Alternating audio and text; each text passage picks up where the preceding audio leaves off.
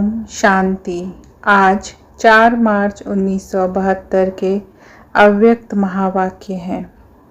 Title है अधिकारी बनने के लिए अधीनता छोड़ो। आज विशेष किसके लिए आए हैं जानती हो? भविष्य में विशेषता दिखलाने वाली विशेष आत्माओं के प्रति। अपने को विशेष आत्माएं अर्थात विशेषता दिखलाने वाली समझती हो। ऐसा विशेष कौन सा कार्य करके दिखावेंगी जो अब तक कोई ग्रुप ने ना करके दिखाया हो? इसका कोई प्लान सोचा है? पास विद ऑनर बनने का लक्ष्य और बाप का शो दिखलाने का लक्ष्य तो सभी का ही है, लेकिन आप लोग विशेष क्या नवीनता दिखाएंगी? नवीनता व विशेषता यही दिखाना व दिखाने का निश्चय करना कि कोई भी विघ्न में व कोई भी कार्य में मेहनत न लेकर और ही अन्य आत्माओं को भी निर्विघ्न और हर कार्य में मददगार बनाते सहज ही सफलता मूर्त बनेंगे और बनाएंगे, अर्थात सदा सहज योग, सदा बाप के स्नेही, बाप के कार्य में सहयोगी, सदा सर्व शक्तियों को धारण करते हुए श्रृंगार मूर्त शस्त्रधारी शक्ति बन अपने चित्र से चलन से बाप के चरित्र और कर्तव्य को प्रत्यक्ष करना है। ऐसी प्रतिज्ञा अपने से की है। छोटी छोटी बातों में मेहनत तो नहीं लेंगे, किसी भी माया के आकर्षित रूप में धोखा तो नहीं खाएंगे। जो स्वयं धोखा खा लेते हैं वह औरों को धोखे से छुड़ा नहीं पाते। सदैव यही स्मृति रखो कि हम दुखहर्ता सुखकर्ता के बच्चे हैं। किसके भी दुख को हल्का करने वाले स्वयं कभी एक सेकंड के लिए भी संकल्प व स्वप्न में भी दुख की लहर में नहीं आ सकते हैं। अगर संकल्प में भी दुख की लहर आती है तो सुख के सागर बाप की संतान कैसे कहला सकते हैं? क्या बाप की महिमा में यह कब वर्णन करते हो कि सुख का सागर हो, लेकिन कब कब दुख की लहर भी आ जाती है? तो बाप समान बनना है ना। दुख की लहर आती है अर्थात कहाँ न कहाँ माया ने धोखा दिया, तो ऐसी प्रतिज्ञा करनी है। शक्ति रूप नहीं हो क्या? शक्ति कैसे मिलेगी? अगर सदा बुद्धि का संबंध एक ही बाप से लगा हुआ है तो संबंध से सर्व शक्तियों का वर्षा अधिकार के रूप में अवश्य प्राप्त होता है। लेकिन अधिकारी समझकर हर कर्म करते रहें तो कहने व संकल्प में मांगने की इच्छा नहीं रहेगी। अधिकार प्राप्त न होने के कारण कहाँ न कहाँ किसी प्रकार की अधीनता है। अधीनता होने के कारण अधिकार प्राप्त नहीं होता है। चाहे अपने देह के भान की अधीनता हो, चाहे पुराने संस्कारों के अधीन हो, चाहे कोई भी गुणों की धारणा की कमी के कारण निर्बलता व कमजोरी के अधीन हो, इसलिए अधिकार का अनुभव नहीं कर पाते। तो सदैव यह समझो कि हम अधीन नहीं, अधिकारी हैं। पुराने संस्कारों पर माया के ऊपर विजय पाने के अधिकारी हैं। अपने देह के भान व देह के संबंध व संपर्क जो भी हैं उनके ऊपर विजय पाने के अधिकारी हैं। अगर यह अधिकारीपन सदैव स्मृति में रहे तो स्वतः ही सर्व शक्तियों का प्राप्ति का अनुभव होता रहेगा। अधिकारीपन भूल जाता है? बाबा पूछते हैं, अधिकारीपन भूल जाता है? जो अधीन होता है वह सदैव मांगता रहता है।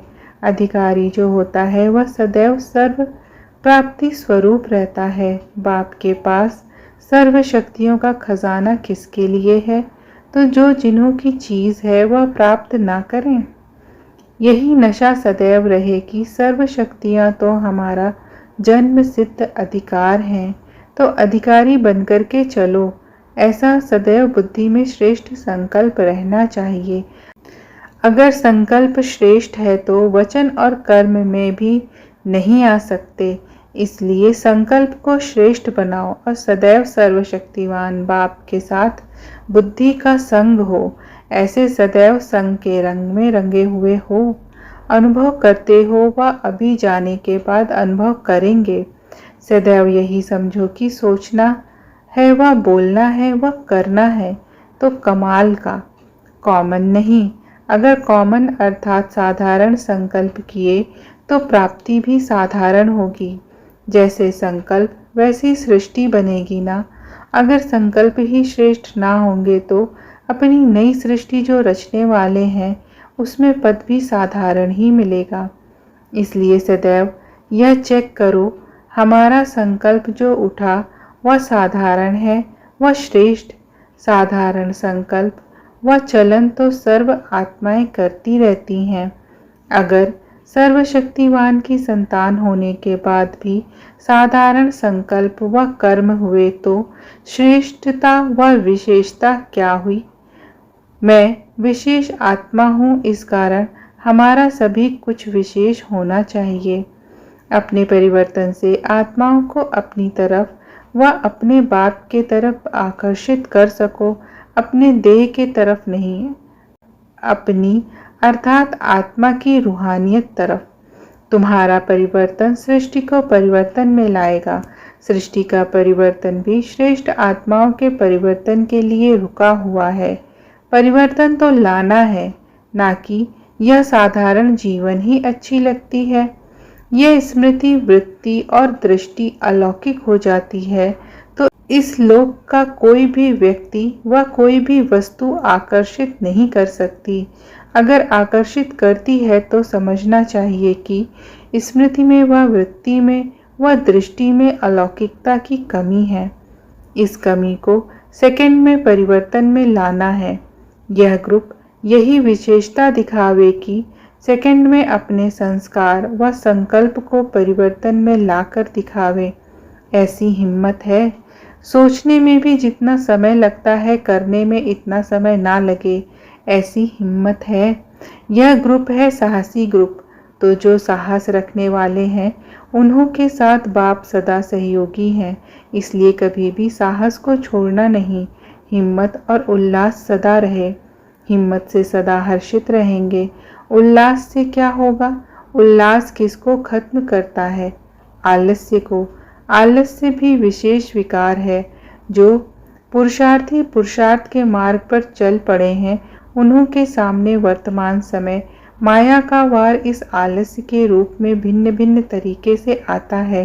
तो इस आलस्य को खत्म करने के लिए सदा उल्लास में रहो।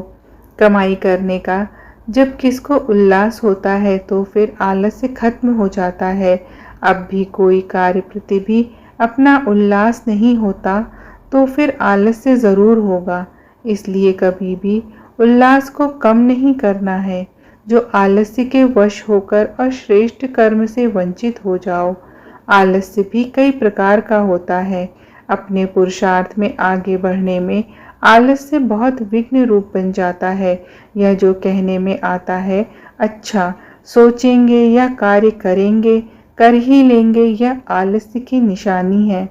करेंगे, कर ही लेंगे, हो ही जाएगा, लेकिन नहीं, करने लग पड़ना है।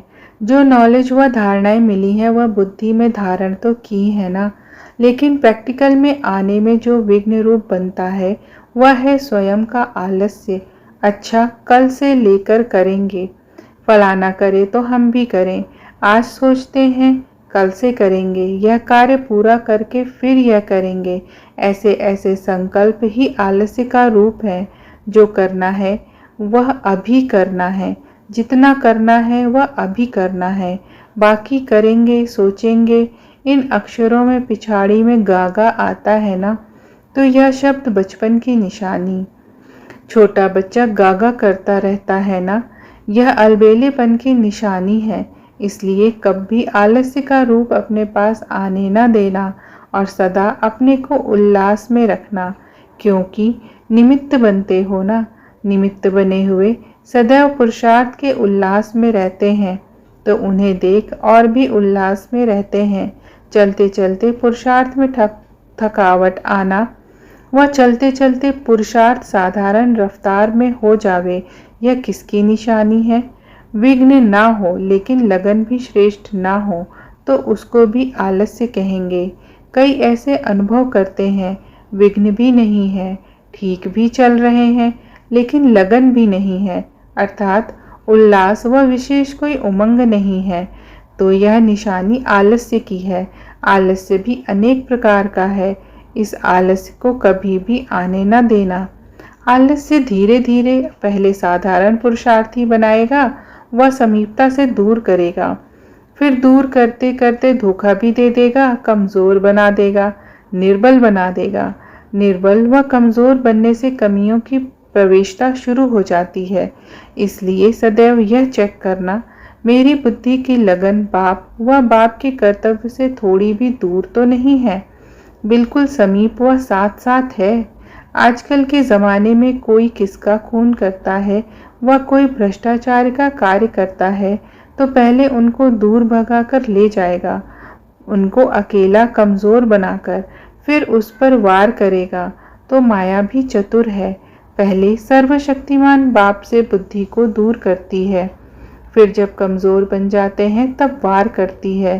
कोई भी साथ नहीं रहता, क्या भी हो जाए अपनी बुद्धि को कभी बाप के साथ से दूर ना करना। जब किसका वार होता है तो उनसे कैसे अपने को बचाने के लिए चिल्लाते हैं, घमासान करते हैं, जिससे कोई दूर ना ले जा सके। यहाँ फिर जब देखो कि माया हमारी बुद्धि की लगन को बाप से दूर करने की कोशिश करती है, तो अपने अंदर बाप के गुण गाने हैं, महिमा करनी है, महान कर्तव्य करने लग जाओ, चिल्लाओ नहीं।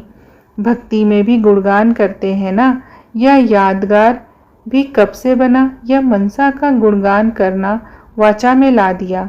यथार्थ रीति से गुणगान तो आप ही कर सकते हो ना।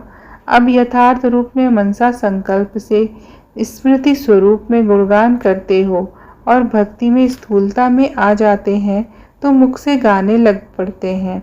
सभी रीति रस्म शुरू तो यहाँ से होती है ना, तो गुणगान करने लग जाओ। अपने को अधिकारी समझ सर्व शक्तियों को काम में लाओ, फिर कभी माया आपकी बुद्धि की लगन को दूर नहीं कर सकेगी। ना दूर होंगे, ना कमज़ोर होंगे, ना हार खाएंगे, फिर सदा विजयी होंगे। तो यह स्लोगन याद रखना कि हम अनेक बार के विजयी हैं, अब भी विजयी बनकर ही दिखाएंगे। जो अनेक बार के विजयी हैं वह अभी फिर हार खा सकते हैं क्या? कभी नहीं। हार खाना असंभव अनुभव होना चाहिए, जैसे अज्ञानी आत्माओं को विजय पाना असंभव अनुभव होता है ना। समझते हैं विजयी बनना हो भी सकता है क्या? तो जैसे अज्ञानी के लिए विजयी बनना असंभव है, इस प्रकार ज्ञानी आत्मा को हार खाना असंभव अनुभव होना चाहिए। ऐसे विल पावर अपने में भरी है, अपने को सर्वसमर्पण किया। सर्वसमर्पण उसको कहा जाता है जिसके संकल्प में भी बॉडी कॉन्शियस ना हो, देह अभिमान ना हो, उसको कहा जाता है सर्वसमर्पण। अपने देह का भान भी अर्पण करना है, मैं फलानी हूँ, यह संकल्प भी अर्पण हो, उसको कहते हैं सर्वसमर्पण। सर्व गुणों से संपन्न, सर्व गुणों से संपन्न को ही संपूर्ण कहा जाता है, कोई भी गुण की कमी नहीं। अभी तो वर्णन करते हो ना कि यह कमी है, इससे सिद्ध है कि संपूर्ण स्टेज नहीं है, तो सर्वगुण संपन्न है। तो लक्ष्य यही रखना कि सर्व समर्पण बनकर सर्वगुण संपन्न बन संपूर्ण स्टेज को प्राप्त करेंगे ही। ऐसे पुरुषार्थियों को बाप भी वरदान देते हैं कि सदा विजयी भव, हर संकल्प में कमाल दिखाओ, यही विशेषता दिखाओ। जीवन का फैसला कर आई हो ना, अपने आप से फैसला करके आई हो, कोई भी संस्कार के वश नहीं होना। जो हैं ही जगत जीत, विश्व के विजयी, वह किसके भी वश हो नहीं सकते। जो स्वयं सर्व आत्माओं को नज़र से निहाल करने वाली हैं, उनकी नज़र और कहाँ भी नहीं जा सकती।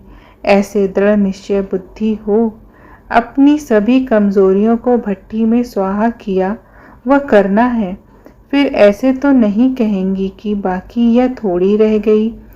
अपनी मनसा की जेब को अच्छी तरह से जांच करना, कहाँ कोई कोने में कुछ रहा तो नहीं, वह जानबूझकर जेब खर्च रखा है। यह अच्छी तरह से देखना। उम्मीदवार ग्रुप हो व इससे भी ऊपर, इससे ऊपर क्या होता है, उम्मीदवार भी हैं और विजयी भी हैं, तो यह अनेक बार का विजयी ग्रुप है। विजयी हैं ही, उम्मीद की बात नहीं। ऐसे विजयी ही विजयमाला के मणके बनते हैं। उम्मीद नहीं, लेकिन 100% निश्चय है कि हम विजयी हैं ही। देखना, माया कम नहीं है, माया की छमछम रिमझिम कम नहीं, माया भी बड़ी रौनकदार है। माया भी बड़ी रौनकदार है। सभी तरफ से, सभी रूप से माया की नॉलेज को भी समझ गए हो कि माया क्या चीज़ होती है और किस रूप से, किस रीति से आती है, इसकी भी पूरी नॉलेज ली है। ऐसे तो नहीं कहेंगे कि इस बात की तो हमें नॉलेज नहीं थी। ऐसे अनजान बनकर अपने को छुड़ाना नहीं। कई कहते हैं हमको तो पता नहीं था कि ऐसे भी कोई होता है, क्या क्या करते रहते हैं। अनजान होने के कारण भी धोखे में आ जाते हैं। लेकिन जब मास्टर नॉलेजफुल हो तो अनजानपना नहीं रह सकता। यह जो शब्द निकलता है कि मुझे इस बात का ज्ञान नहीं था, यह भी कमजोरी है। ज्ञानी अर्थात ज्ञानी। कोई भी बात का अज्ञान रहा तो ज्ञानी कहेंगे क्या? ज्ञान स्वरूप को कोई भी बात का अज्ञान न रहेगा। जो योग युक्त होंगे उनको न अनुभव होते भी ऐसा ही अनुभव होगा जैसे कि पहले से सभी कुछ जानते हैं। त्रिकालदर्शी फिर अनजान कैसे हो सकते हैं? तो मास्टर नॉलेजफुल भी बने और विजयी भी बने तो हार असंभव ही अनुभव होगी ना। अब देखेंगे यह ग्रुप कैसी झलक दिखाता है। आपकी झलक से सभी को बाप की झलक दिखाई दे। बेचारी आत्माएं तड़पती हैं, बाप की जरा झलक दिखाई दे तो सर्व प्राप्ति हो। तो अब बाप की झलक अपनी झलक से दिखाओ, समझा? तो यह विजयी ग्रुप है। उल्लास से आलस्य को भगाने वाले हो। अभी प्रैक्टिकल देखेंगे। प्रैक्टिस को प्रैक्टिकल में कहाँ तक लाती हो यह भी मालूम पड़ जाएगा। यह कमाल दिखाओ। जो जिस भी स्थान पर जाओ, जिस साथी के साथ सर्विस में मददगार बनो, उनकी तरफ से कमाल के सिवाय और कोई बात ही ना आए। एक एक लाइन में कमाल लिखें, तब कहेंगे विजयी ग्रुप हैं। बाप समान बनकर दिखाओ। ऐसे कमाल कर दिखाओ जो बड़े भी बाप के गुणगान करें कि सचमुच यह ग्रुप निर्विघ्न सदा बाप की लगन में मगन रहने वाला है। एक के सिवाय और कुछ सूझता ही नहीं। चाहे एक बाप की लगन, चाहे बाप के कर्तव्य की लगन, इसके सिवाय और कुछ सूझेगा ही नहीं। संसार में और कोई वस्तु या व्यक्ति है भी यह अनुभव ही ना हो। ऐसी एक लगन, एक भरोसे में, एक रस अवस्था में, चढ़ती कला में रहने वाले बनकर दिखाओ, तब कहेंगे कमाल। क्यों को तो एकदम भस्म करके जाना। क्यों वर्ड जो है क्यों कहते हैं, क्यों को तो एकदम भस्म करके जाना। इतने तक जो कोई कारण सामने बने तो उस कारण को भी परिवर्तन कर निवारण रूप बना दो। फिर यह नहीं कहना कि यह कारण था। कितने भी कारण हो, मैं निवारण करने वाली हूँ, ना कि कारण को देख कमजोर बनना है। कारण को निवारण में परिवर्तन करने वाले ग्रुप हो, इसको विजयी कहा जाता है। ऐसे श्रेष्ठ लक्षणधारी भविष्य में लक्ष्मी रूप बनते हैं। लक्ष्मी अर्थात लक्षण वाली। तो अभी भी चेहरे में, चलन में वह चमक दिखाई देनी चाहिए। ऐसे नहीं कि अभी तो यहाँ सीख रहे हैं, वहाँ जाकर दिखाएंगी। जब यहाँ अपना सबूत देकर जाएंगी तब वहाँ भी सबूत दे सकेंगी, समझा? अभी तुम सभी हो ही सेवाधारी। सेवाधारी कभी सुहेजों के संकल्प में नहीं आते। सर्व संबंधों से सर्व अनुभव करना वह दूसरी बात है, लेकिन सदा स्मृति में अपना सेवाधारी स्वरूप रखना है। सुहेजों में लगेंगे तो सेवा भूल जाएगी। सेवाधारी हूँ, विश्व परिवर्तन करने वाली पतित पावनी हूँ, यह अपना स्वरूप स्मृति में रखो। पतित पावनी के ऊपर कोई पतित आत्मा की नज़र की परछाई भी नहीं पड़ सकती। पतित पावनी के सामने आने से ही पतित बदलकर पावन बन जावे, इतनी पावर चाहिए। पतित आत्माओं के पतित संकल्प भी ना चल सकें, ऐसी अपनी ब्रेक पावरफुल होनी चाहिए। जब उसका ही पतित संकल्प नहीं चल सकता तो पतितपन का प्रभाव कैसे पड़ सकता है? यह भी नहीं सोचना कि मैं तो पावन हूँ लेकिन इस पतित आत्मा का प्रभाव पड़ गया, यह भी कमजोरी है। प्रभाव पड़ने का अर्थ ही है प्रभावशाली नहीं हो, तब उनका प्रभाव आपको प्रभावित करता है। पतित पावनी पतित संकल्पों के भी प्रभाव में नहीं आ सकती। पतित पावनी के स्वप्न में भी पतितपन के संकल्प व सीन नहीं आ सकती। अगर स्वप्न में भी पतितपन के दृश्य आते हैं तो समझना चाहिए कि पतित संस्कारों के प्रभाव का असर है, उसको भी हल्का नहीं छोड़ना चाहिए। स्वप्न में भी क्यों आए, इतनी कड़ी दृष्टि, कड़ी वृत्ति, कड़ी स्मृति स्वरूप बनना चाहिए। पतित आत्मा मुझ शस्त्रधारी शक्ति के आगे 1 सेकंड में भस्म हो जाए। कोई व्यक्ति भस्म नहीं होगा लेकिन उनके पतित संस्कार नाश हो जाएंगे। आसुरी संस्कारों को नाश करने की आवश्यकता है। मैं पतित पावनी आसुरी पतित संस्कार संहारी हूँ। जो स्वयं संहारी है वह कब किसका शिकार नहीं बन सकते, इतना प्रैक्टिकल प्रभाव होना चाहिए। जो कोई भी आपके सामने संकल्प करे और उनका संकल्प मूर्छित हो जाए, ऐसा काली रूप बनना है। 1 सेकंड में पतित संकल्प की बलि ले लेवें, ऐसी भलेवान बनी हो जो कोई की परछाई भी ना पड़ सके। कोमल नहीं बनना है। कोमल जो होते हैं वह निर्बल होते हैं। शक्तियाँ कोमल नहीं होती। माया पर तरस कभी नहीं करना। तुम माया का तिरस्कार करने वाली हो। जितना माया का तिरस्कार करेंगी उतना भक्तों द्वारा या दैवी परिवार द्वारा सत्कार प्राप्त करेंगी। माया पर रोब दिखाना है, ना कि रहम। कोई के पुरुषार्थ में मददगार बनने में तरस करना है, माया से नहीं।